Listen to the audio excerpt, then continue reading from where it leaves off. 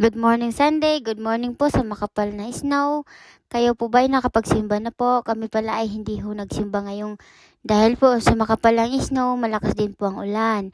Kaya ang gawin po lang namin ay kami na po ay magtapon ng basura.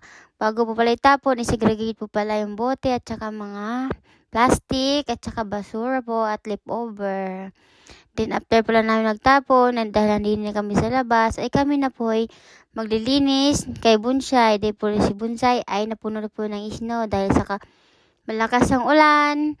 Nilinis na po namin ang gilid-gilid at napakadumi. Amusin na po si Bonsai. Para di na po makapal bukas ang snow kay Bonsai, ay babawasan na ho namin ngayon.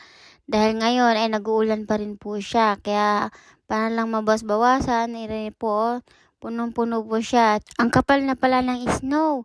Tsaka ang hirap pala guys, napakalamig na, nanigas na yung paa ko at saka kamay. Sakit na ng kamay ko sa sobrang lamig, pero kailangan namin bawasan para bukas unti na lang kasi mahirap naman kasi gagamitin to bukas. Itingnan mo guys, ang kapal po siya ng snow. Bawal pala magdala ng timba dito at maglinis sa parking, baka kasi madulas. Kaya rila ang pambrush lang kinukus ko sa makapal na snow para lang mabawasan. Kasi madadagdagan pa ito mamaya. Kasi hanggang ngayon inumuulan pa rin ng snow at may kasama pang hangin. Napakasakit na pala ng kamay ko dyan sa lamig. Naninigas na din.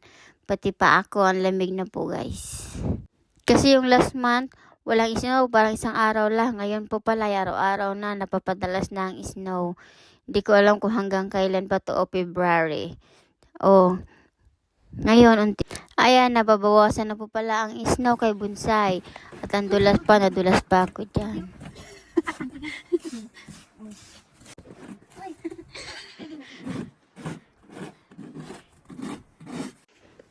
Ito, medyo okay na, nabawasan na po ang snow. Tapos na pala kami, papasok na po pala kami dahil napakalamig na po at ang tigas ng paa ko. Hanggang dito na lang pala ang aking video. Thank you for watching. God bless po.